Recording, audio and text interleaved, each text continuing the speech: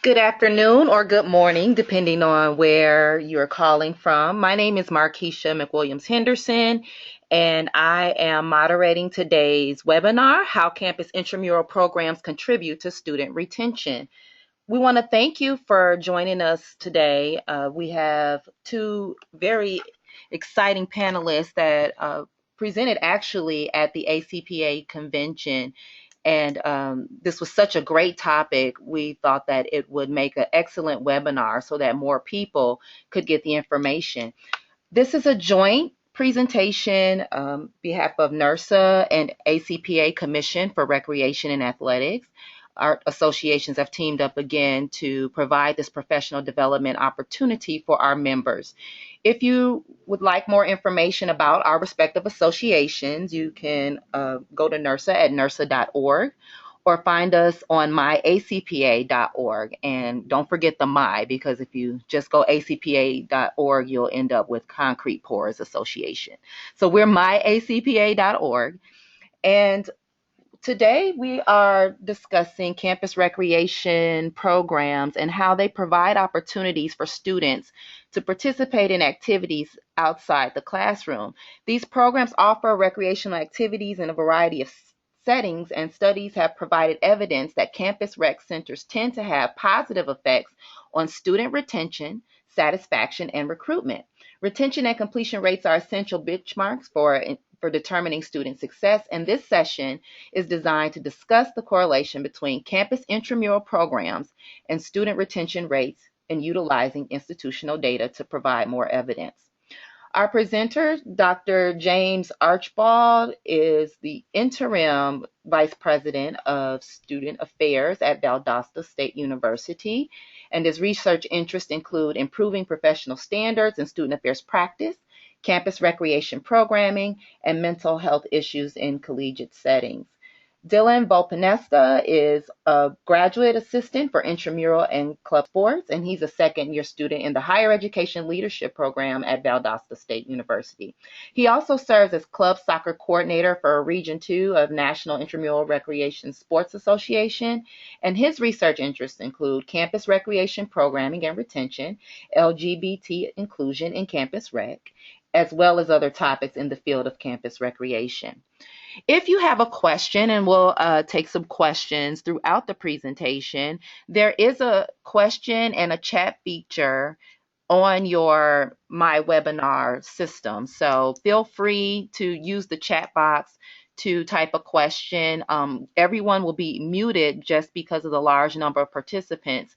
And as time permits and as appropriate, I will pull some questions from the chat box and pose them to the panelists. If we don't get to all the questions, I will be sure to forward the questions to the panelists, and they may reach out to you one-on-one, and you are more than welcome to reach out to them as well to continue the discussion. So without further ado, I thank you for your participation. I'm going to turn it over to our panelists, Dr. Archibald and Mr. Volpanesta. All right. Hopefully everyone can hear us well. Thank you all for joining us. Before we go into kind of a little more introductions and some content, we first want to thank everyone who played a role in this presentation. So hopefully everyone is in the right place, how campus intramural programs contribute to student retention. So again, we wanted to thank everyone who's involved. First of all, ACPA's Commission for Recreation and Athletics, who actually reached out to us this past year at ACPA and encouraged and helped develop this idea, as well as helping to promote this webinar through newsletters and Twitter and other venues. So that's been great. We also want to thank NERSA for helping promote this webinar through multiple venues and partnering with ACPA for this project. I think we both agree this relates very well to ACPA's value for 2015, which is collaborate. And we do hope that this NERSA ACPA collaboration can continue in the future because it can be important to our institutions and to helping our students. So we definitely also want to thank the different areas at our home institution, Valdosta State, the Valdosta State Student Recreation Center for their support in this project and their continued hard work with everything. We also want to thank the VSU Office of Institutional Research for their assistance in gathering data for this project as well. So again, thank you all very much for this opportunity. We truly, truly appreciate it. Before we go into certain things, we want to know who we kind of have tuning in or why you all tuned in. So in a quick second here, you're going to see a poll pop up on your screen, and it's just going to ask you what your interest in this webinar was. So hopefully you should see it now, but we want to know if you are interested in this for professional development reasons, curiosity, more information on student development or increasing retention, or if you just kind of felt like tuning in today just to see what it was about. So if you could just take a quick minute here.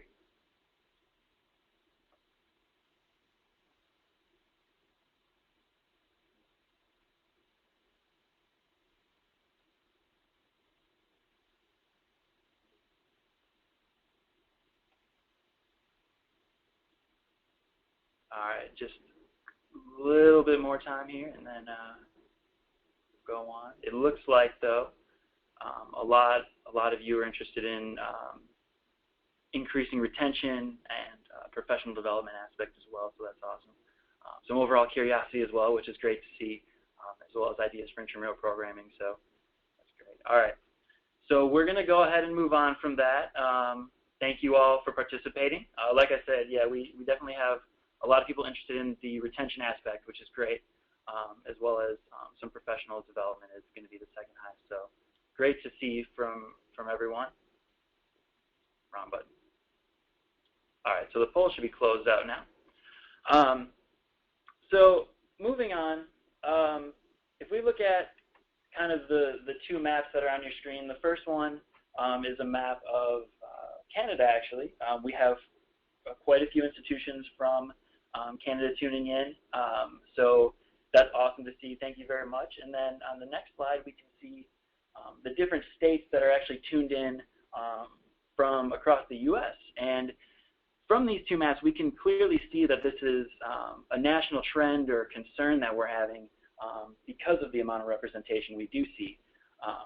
So we're really glad that we can be a part of helping with this conversation and kind of getting you interested and hopefully helping you to take the next step at your institutions, like we will talk about later in the presentation. Along with this, and this was done a couple days ago actually, but we do have 59 directors, 19 associate directors of campus rec, 58 assistants and coordinators, 12 graduate assistants, 3 private businesses, 14 specialists and managers and advisors, and also 8 other student affairs professionals not directly involved in campus recreation, including a couple deans and a couple assistant professors. So again, the support has been immense, and we truly appreciate everything that you all have done for us, as well as your interest in this webinar. Like Markeisha said, you'll be able to submit questions to us by typing in the chat box, and I think that is to the right of your screen. So throughout parts of the presentation, we will be able to stop and address any questions that you have. But without further ado, let us introduce ourselves. I'm James Archibald, and I do believe I'm pictured on the left, and I'm the Interim Vice President of Student Affairs here at Valdosta State University, as well as a faculty member in the Higher Education Leadership Program. I have been with Valdosta since 2011. A little background on me: I'm an alumnus of Morehouse College in Atlanta, Georgia, and The Ohio University in Athens, Ohio. I serve as a research associate for the Center for Higher Education at Ohio University, conducting research and assessment for well over 7 years. Additionally, I serve as the Professional Development Chair for ACPA's Commission for Recreation and Athletics, and I'm a professional member of NERSA. And I believe you can see my Twitter handle down at the bottom of the picture. That's so James with the Z. Great, and I'm Dylan Volpin-Testa. I'm the better looking one on the right, and I'm just kidding. I'm pictured on the right. I'm a second-year graduate student at Valdosta State University in the Higher Education Leadership Program with a focus on student affairs. I serve as the graduate assistant for intramural and club sports here at the Student Recreation Center. I received my bachelor's degree in sport management from the University of Wisconsin-La Crosse, so shout out to everyone from La Crosse listening in, where I also worked at the Recreational Eagle Center and actually first became involved with NERSA there. I've been a part of NERSA for just over 4 years now, and have had some great opportunities, multiple opportunities to serve and continue to serve as an engagement coordinator, regional club soccer coordinator, and have had the chance to volunteer at a lot of different events and programs during conferences. So it's been really fantastic. And I've also had the opportunity to become more involved with ACPA this past year, presenting at the annual conference in Tampa with Dr. Archibald. Great. So we're going to go over the outline for the webinar today so that you can see what we'll be covering. First, we'll be discussing the purpose of the webinar, and we'll discuss how student development theory is applied to campus recreation programming. The reason we're discussing student development theory is because it's an important piece in order to understand our overall development and learning experiences for our students. Now, the discussion of this study will be, of our particular study, will be towards the latter portion of the presentation, just so you're aware of that, in which we'll then focus on specifically intramural sports and segue into the current study itself. We'll outline the methodology, the results, and the implications of the study. Lastly, we will share with you the next stages for the study, as this is 2 parts, and we will hear from you and answer any questions that you may have. And just so you're aware, with the Twitter handles on the last slide, feel free to tweet at us during the presentation if you so choose to. Let's briefly discuss why this topic is important. The research we conducted initially began from a conversation regarding budget constraints. Perhaps some of you may be familiar with that conversation, but anytime budget constraints and budget reductions are brought up, accountability measures and performance evidence is requested from administrators. Or demanded. Sometimes. In other words, decision makers ask for us to show them the reasons and rationales as to why our area should not receive a budget cut or receive less allocations of funding. Now, keep in mind, everyone's budgeting formulas are different at their institution. It is the case that all institutions are expected to focus on student success.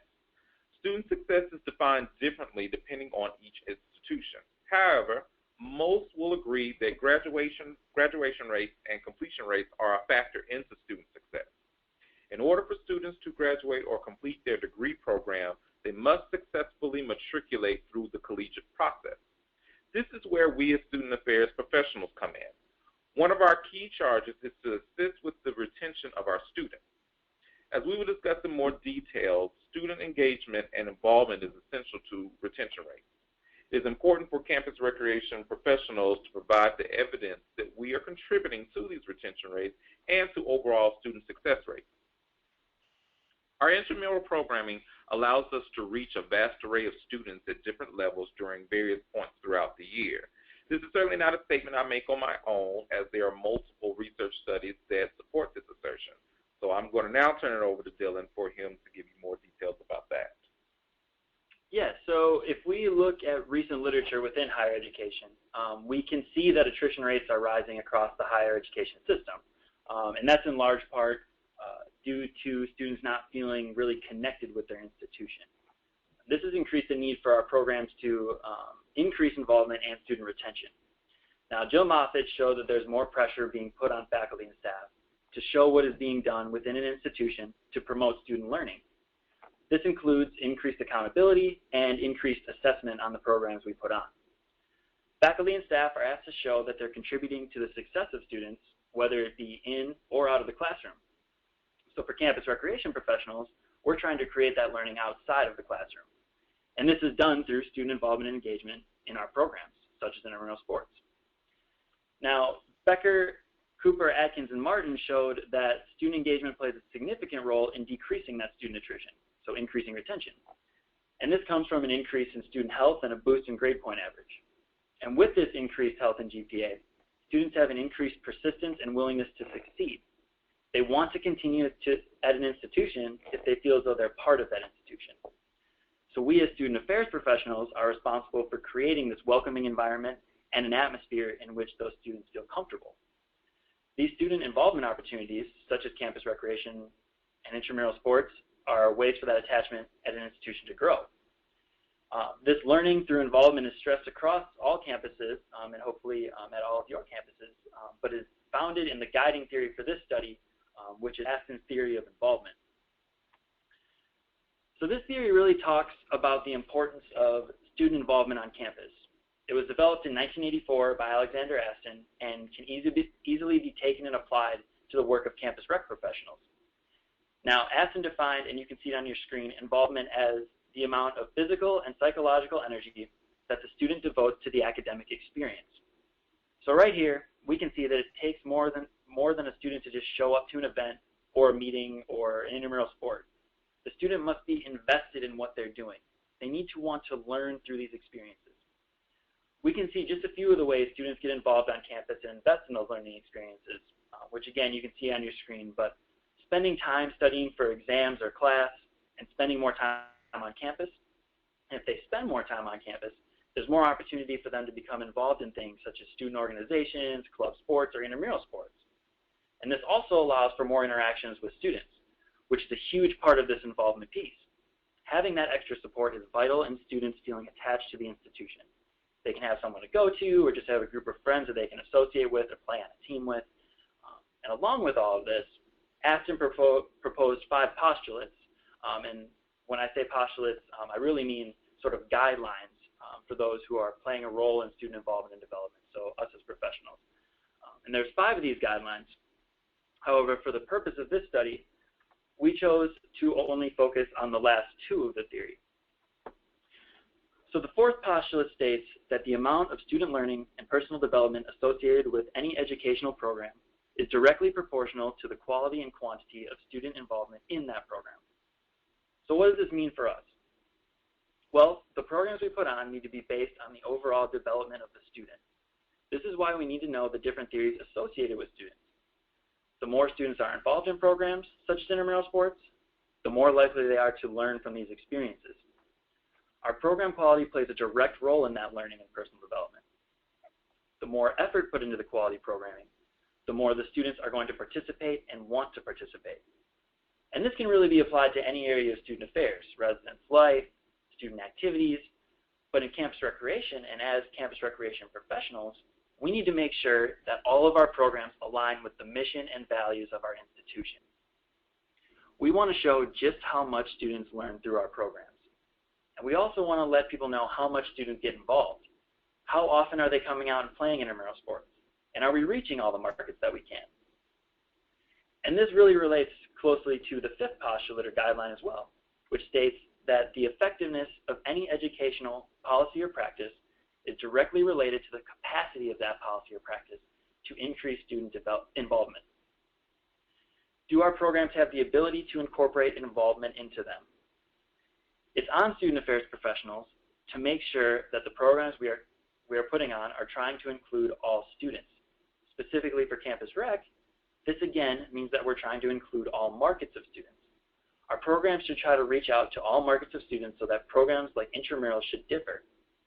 So not everyone is going to want to come out and play flag football or basketball, which here is the largest sports at our institution, and it could be the same at many of your institutions. But not everyone's going to want to come out and do that. Some students would get more involved if we put on a fantasy football league that was run through IM leagues and the winner received a championship t-shirt or something like that. We all know that students love their championship t-shirts. But something simple like that can include other markets.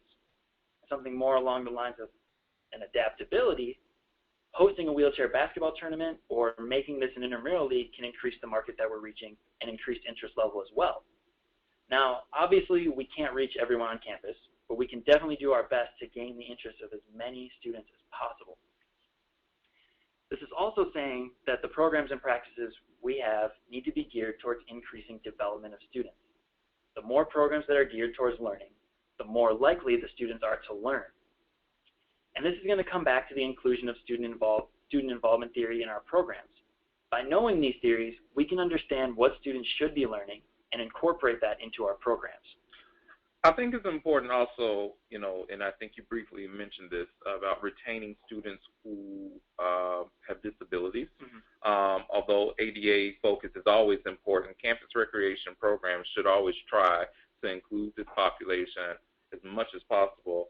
I know we have a recreational inclusion committee, I believe, who actually focuses on ADA in our campus recreation facilities. So it's very important to promote inclusion within recreation at all times. Right, absolutely, and that inclusion is key, making sure that we are reaching as many and hopefully all students that we can. And just a brief hit on a second theory that can be talked about, Vincent Tinto's theory on student retention. The main focus of this theory is, again, students becoming involved in the social life of an institution. It comes back to learning outside the classroom, as well as becoming involved with different social groups and organizations. This can prevent students from wanting to leave an institution, and it can help increase that retention. And campus recreation is one of those ways. I mean, I remember when I was an undergrad and I wasn't at class or at work, and I know there's people on the line that can definitely attest to this. I was always at the rec center doing something. I was playing ping pong or basketball or just hanging out. And getting students involved like that and focusing on a wide array of students, allowing them to feel part of the institution, can help increase the retention rates at a university. So with all of these theories, really, what does this have to do with campus recreation? And we can see here, you can see the pictures of just one way that we get our students involved through flag football. This is actually our 2 national championship teams from the past year. So we're very proud of that, but it's just, again, using this to show students, hey, this is what you can do in intramurals. You can come out and have some fun and win a plaque, something cool like that. Absolutely. So, but how does all of this relate to campus recreation? What can we do with all of this information? Well, first of all, campus recreation creates an incredible amount of involvement opportunities for our students, whether it be open recreation, special events, fitness, or like we're going to go through in our study, intramural sports. Students are used to having these things on a college campus and actually may choose a college or university based on these recreation centers, because many of them played high school sports and look for a way to stay active and physically fit. But unfortunately, although students see this as a necessity, some other stakeholders may see it as just a perk and really not that important to a university. And not only do these facilities provide a way to improve that physical fitness and mental health, they also play a role in student retention and success, a very important role. And unfortunately, this story has not been told enough. The importance of these facilities and programs within campus rec has not been stressed enough to student affairs. And in some cases, an increase in student fees comes from the construction or modification of a rec center and may come off negatively to student affairs professionals, when in reality, this is a good thing. Well, students don't like, students never like to hear that there's going to be an increase in student fees. Like, that's always a point of contention for many students. Right, yeah, absolutely. I mean, I know I definitely don't want to pay any more than I have to, but at the same time, if they hear this, hopefully they understand that this is going, for a good purpose. It's helping them advance through school. These facilities are more than just an extra cost to the students, and that's part of the reason, a big part of the reason why this study took place. As campus rec professionals, we need to show this importance through teaming up with different areas of student affairs, like enrollment management.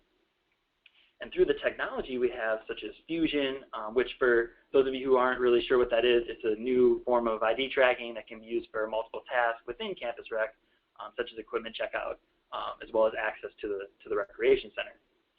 But with this or other forms of student ID tracking, we can show who is using our facilities and how often. When I first saw what Valdosta State was able to track, I was pretty amazed. I mean, they can literally see almost everything. Something simple like how often a student goes to a restaurant on campus, like Chick-fil-A. So it's a lot. It's a lot of things that are able to be tracked. And this tracking can easily be done within campus rec. And we'll discuss this in more detail later, but this data tracking and analysis can help us tell our story and why we need campus recreation at our institutions. And all of this can be seen in the recent literature within campus recreation. Now, Scott Forrester really provided some of our most recent literature within the profession, which provided us with some eye-opening statistics. He showed that students express both physical and psychological benefits from participation in campus rec. But the real focus of this literature, as you can see in his presentation, was the statistics on student involvement and retention for those involved in programs. So seeing that 75% of students use rec facilities and that 80% of them use the programs such as intramural sports is pretty amazing. Then almost 70% of those students said that their decision to return to an institution was somewhat based on the programs at Campus Recreation. This is crucial for us to show as campus rec professionals. And finally, the last piece of literature comes from Sturtz and Ross, and they talk specifically about how intramural sports can benefit students in their first year, which is where we really kind of picked up our study for this study. So, I believe we got a quick question. Sure. What is the difference between all what is the difference between all students and all markets of students? Yeah, when I say that, it's very similar. All students and all markets of students. So, like I said earlier, we can't reach all students, but our goal is to reach as many as possible, and so we want to tap into all markets of students. So, all the different ages, if there's students with disabilities, having that ADA inclusion and LGBT inclusion. So that's what I mean by the different markets of students' ages and all of that inclusion aspect. So now let's take a look at our study. So you may recall that the focus of this session is to discuss the correlation between intramural sports participation and student retention rates. Additionally, we're going to discuss ways in which you can use institutional data to help provide evidence of this and start the conversation of how important campus recreation programming is to your institution. And I just want to make sure that everyone knows that this study can be done at any of your campuses by working with a few departments that you have access to, such as institutional research. This is a way for us to get the conversation going, to show the importance of our facilities and our programs. So this is something that took place to spark this conversation and to make everyone aware of exactly how our programs are helping our students. And just so you're aware, when we go through our study, we want to make you aware of what we offer at Valdosta State for intramural programming. So we include flag football, basketball, outdoor soccer, and futsal, which is a fast-paced indoor soccer. We also have some softball tournaments and golf tournaments. We offer racquetball and volleyball, and just a wide variety of programs for our students. We've definitely had some minor success, especially with flag football. Like I said earlier, and you saw in the pictures, we've had 2 national championship teams this past year, our men's and our co-rec teams. So that's been awesome. It's been a great way for us to show the benefit of our programming. But our basketball league is always growing as well, and we're looking to send more teams to more tournaments. And we're always looking for ways to improve our program. This year we actually have iPads that we'll be implementing. So there's always room to grow for our program as well as for any programs. So the study that we conducted used the secondary data analysis approach. This approach uses data collected by other persons for different meanings and different purposes. I always encourage people to find out the sources of data that your institution collects and has. You'll be surprised how much data, rich data, your institution currently possesses. It is of utmost importance that you know the institutional researchers in your IR office. This is a very useful office as it has access to a warehouse of institutional data and information. Institutional researchers can pull various types of data if you request it. However, you want to make sure that you define your variables well. You can't call over to the IR office and say, hey, I need information on all first-year students, because this is going to mean different things to different people. And, when it comes to first-year students, that can mean transfer students, that can mean students with a certain number of credit hours, part-time students, so on and so forth. So you have to be specific. We define first-time, full-time students as students who entered the start of an academic year who did not start at another institution or transfer in. Now, to clarify, an academic year in the terms for our study is from August to May. And from August to December is defined as our fall semester. And for our spring semester, that is defined from the month of January to the month of May. That, again, is our spring semester. Seems so long. Data were extracted from the Campus Recreation's IM League database, Campus Recreation's IM League database, and the institution's Banner Student Information System. For those of you who may not know, IM League is a program designed to set up intramural and club sport leagues, schedule games, track players and statistics, and send email communication between all players. The Banner Student Information System is a database of student records and information updated and maintained by the institution on a daily basis. I think a lot of you all use Banner. The population sample consisted of 2,199 first-year full-time students who participated in intramural sports during the years 2010 through 2013 here at Valdosta State University. After the participants' identification numbers were extracted from IM League, the Banner Student Information System was used to collect the following information. We collected gender, race, ethnicity information, and whether the student lived on or off campus. We also looked at majors, and we also looked at age. But keep in mind that we were talking about first-year full-time students, and age is not necessarily a major factor variable, as most students are around the age of 18, so that's not very significant. And as you know, most students truly don't define their major until about their second and sometimes third year. So with that being said, major is also not a dynamic factor for looking at first-year full-time students. Now let's take a look at the chart that shows, here we go. Let's take a look at the chart that shows the overall retention rates for students who participate in intramural sports. Let me give you a few moments to take a look at the chart before I explain further.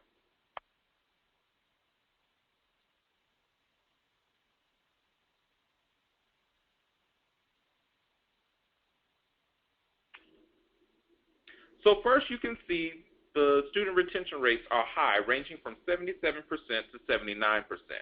Our highest years are fall of 2010 and fall of 2012. You may notice that our data only starts from fall of 2010. This is because our Student Recreation Center did not utilize and implement the IM Leagues program until fall of 2010. Therefore, our data only could go back to this point in time. However, for those of you who use IM Leagues or a similar program, you can use your program to track as far as when you implemented or first implemented that program, which will give you a better understanding of the trends and patterns that occurred with your intramural programming as well as your club sports.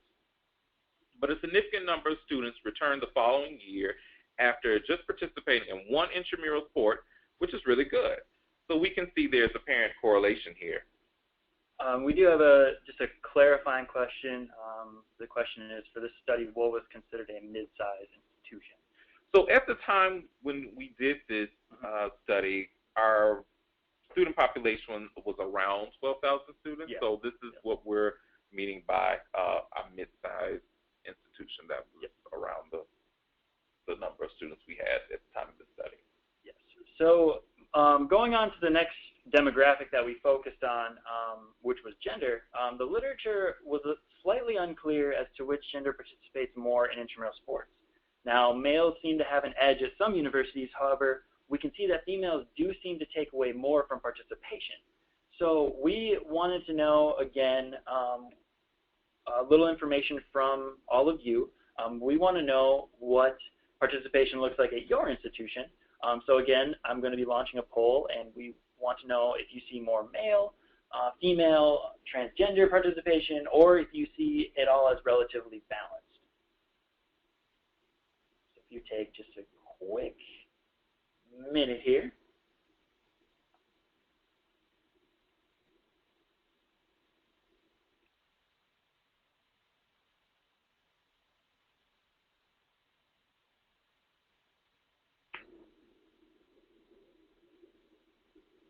Okay. All right. Looking like it's predominantly male. Mm-hmm.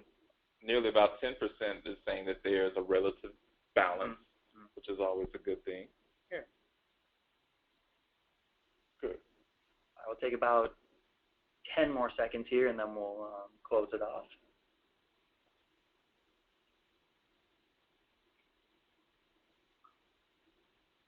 Okay. All right. So it does look like the males seem to participate more, according to 88% of the voters at your institution. We do, like Dr. Archibald was saying, we do have about 8% saying is relatively balanced. So we do appreciate, again, your participation. Absolutely. Now let's look at the demographics of the population sample with gender. Males consistently participate in intramural sports more than females, and it sounds like that's the case at your institutions as well. Participation was almost dead even, though, in fall of 2010.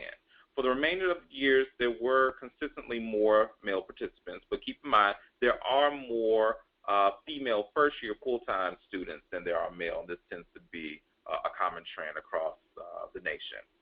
We also looked at race and race ethnicity and found that more students of color who participate in one intramural sport are more likely to be retained than students who do not participate.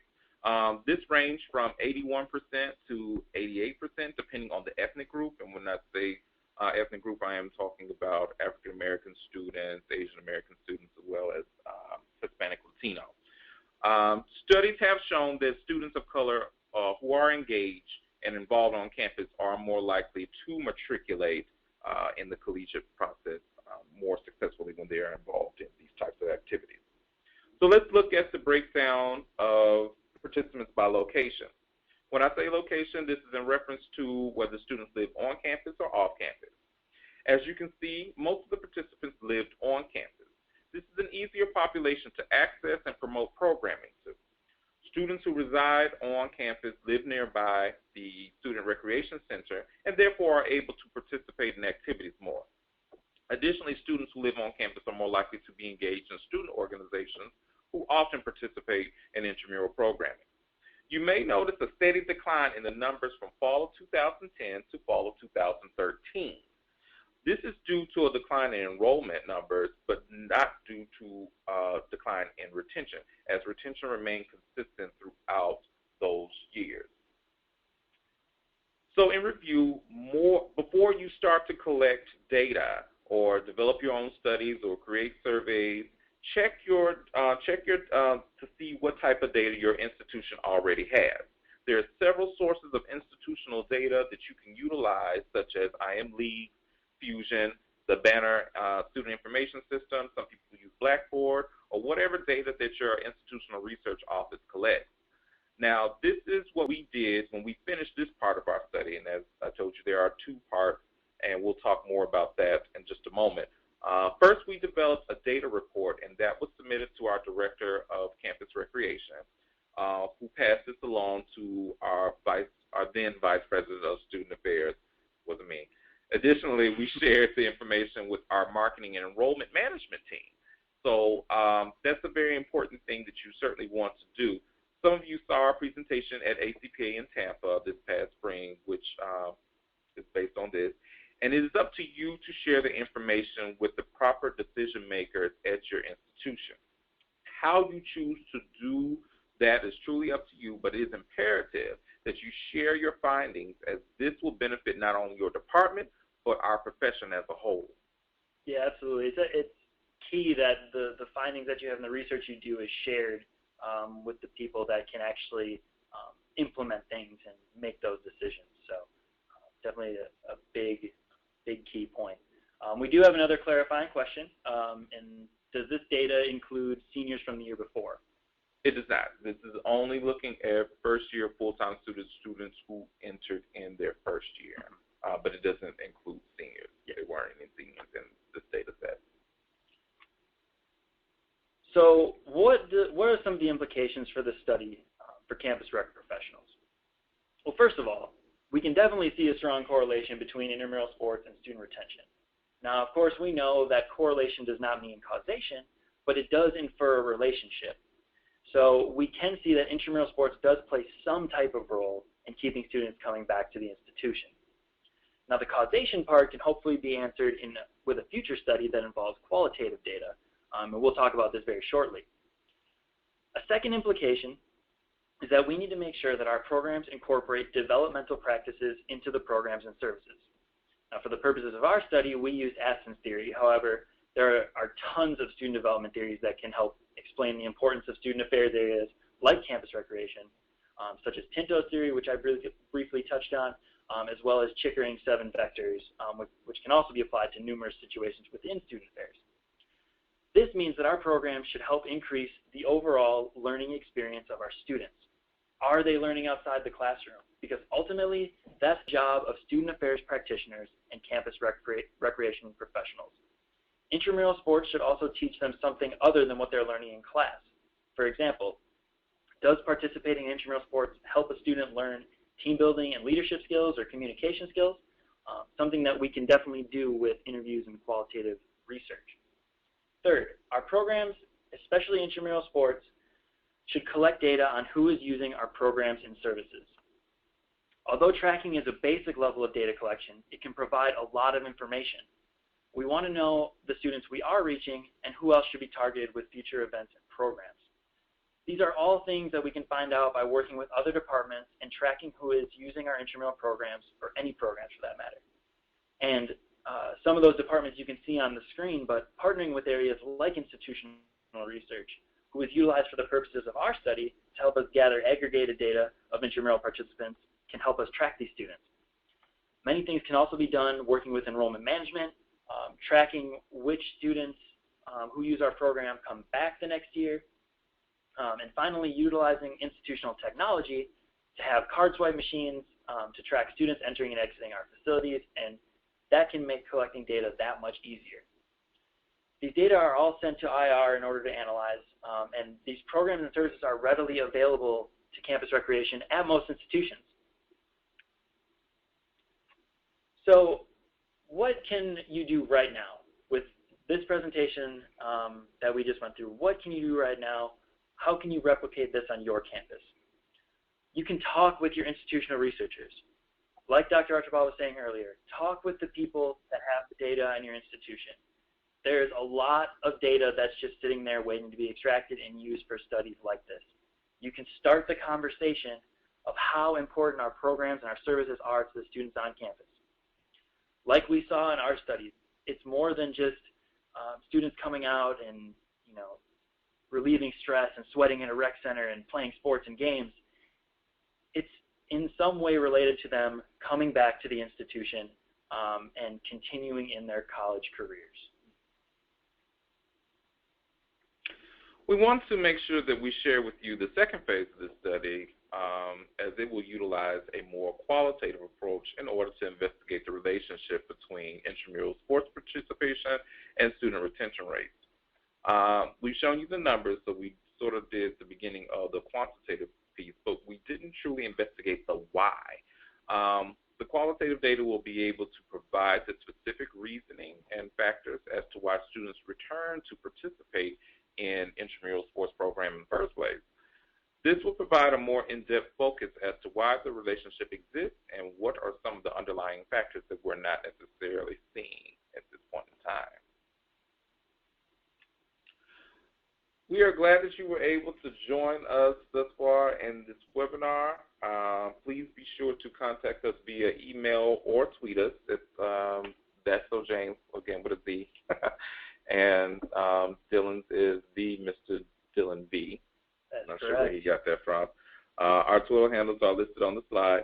Dylan and I will both be attending NERSA Region 2 conference, which will be in Greenville, South Carolina, and we'll also be in ACPA's annual conference, which will be in Montreal, Quebec, Canada.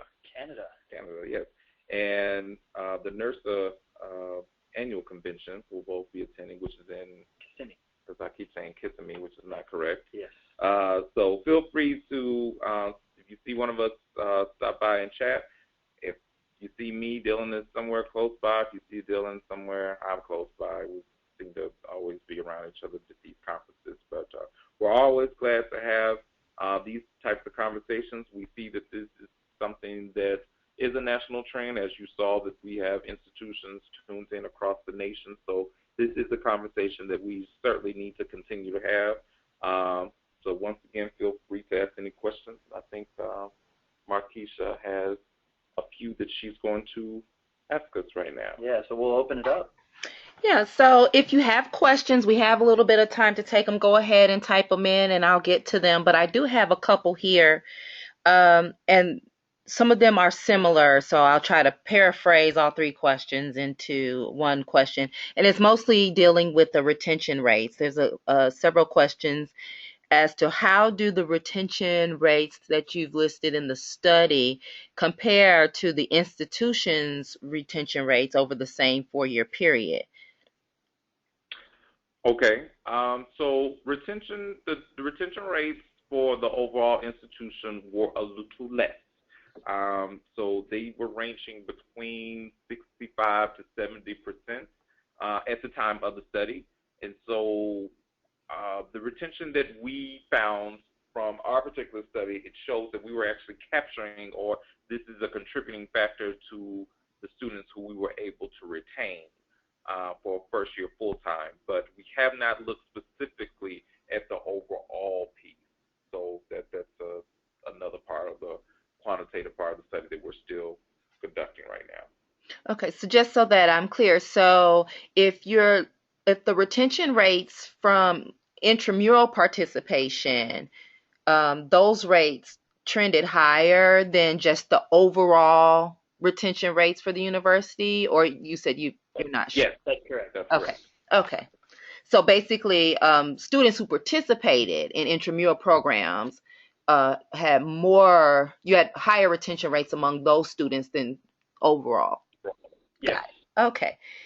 And there's another question related to student fees.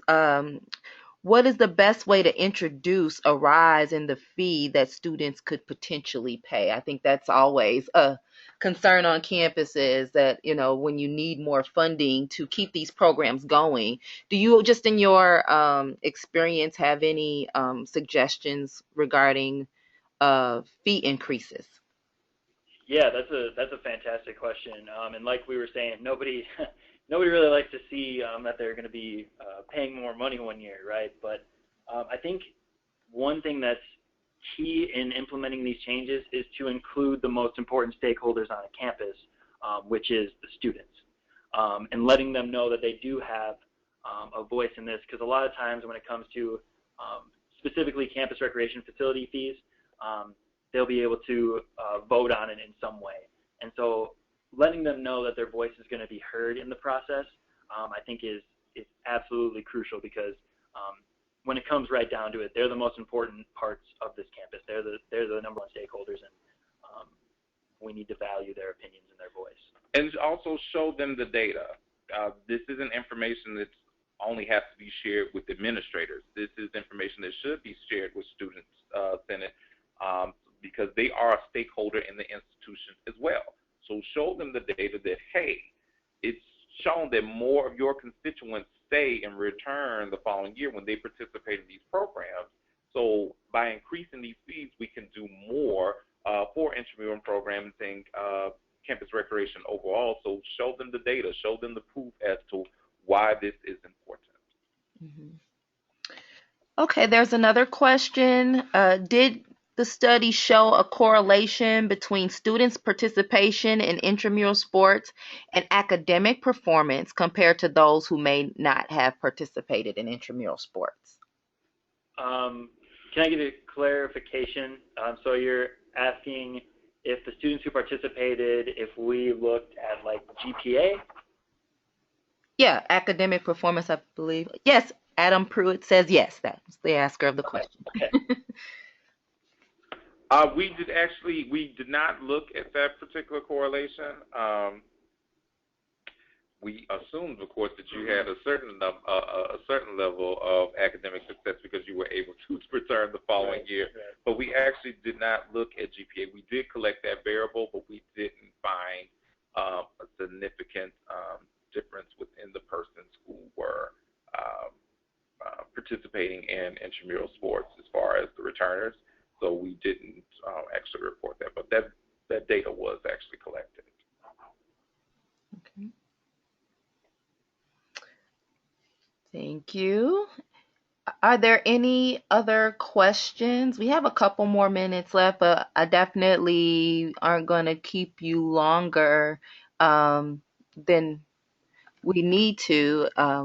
The panelists have shared their contact information, so if a question doesn't come to mind immediately or you'd like to contact them if you're interested in maybe replicating this study on your campus and collecting your own data that will be very useful in conversations centered around student affairs and intramural programs. I think this is something that I think in our profession in particular, sometimes we have to be the ones to connect the dots. I think some of the more obvious things as it relates to the benefits of intramural sports from a wellness standpoint are right there in front of us, and it makes good sense, as to why these programs are on campus from, a physical standpoint, but some of the other implications as it relates to student affairs, sometimes as professionals, we have to be the ones to connect those dots to those that may or may not understand why these programs have other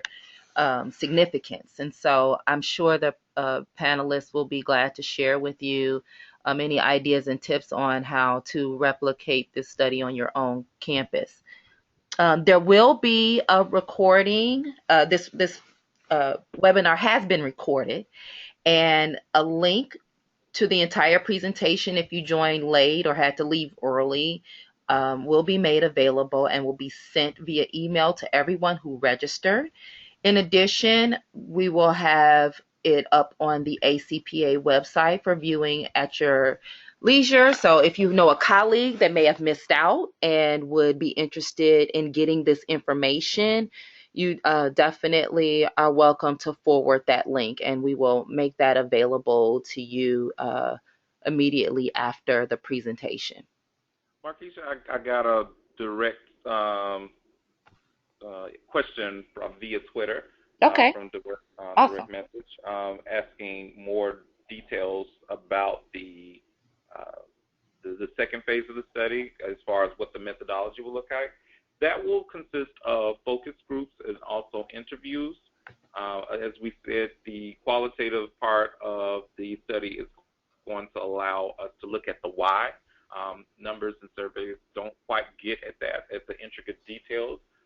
Certainly we have information and research studies that say, leadership skills and development, as well as ability to meet other persons. So there's that social factor as far as connecting with other students. But we want to make sure, of course, to verify that further, but also to look to see if there are any other underlying factors as to why students return and choose to participate into intramural sports. Yes, and that's actually already underway. We started with a pilot thus far, and so we're trying to continue that. Our registration actually just began for intramurals here, so once we have that, we'll be looking to reach out to the students and getting their interest level in doing interviews with us. Excellent. And I actually think that if anybody is interested in doing collaborations, we would love to do that. We're certainly open to those conversations, so feel free to either contact myself or Dylan so that we can discuss further collaborations. We do think this, again, is a national topic that everyone is interested in, and so I do think there's plenty of room for us to all get on one accord to see how we can make sure that we are investigating this topic from A to Z. Absolutely. Okay. And for the second phase of the study, will you have the results? Are you presenting that second phase in Montreal? That will be in Montreal. Okay, awesome. So for those of you that are interested in getting part 2 of this and more information, look forward to that presentation. Absolutely. Absolutely. Okay, well, if there aren't any more questions, we want to thank you again, and we thank our presenters for sharing this information with us. They've provided their contact information for follow-up. And once again, if you are interested in learning more about NERSA or ACPA, visit our websites And we hope to continue to offer resources such as these to our profession and to the members of our respective organizations. And we hope you all have a great afternoon. Thank you for your participation. Thank you. Thank you all so much.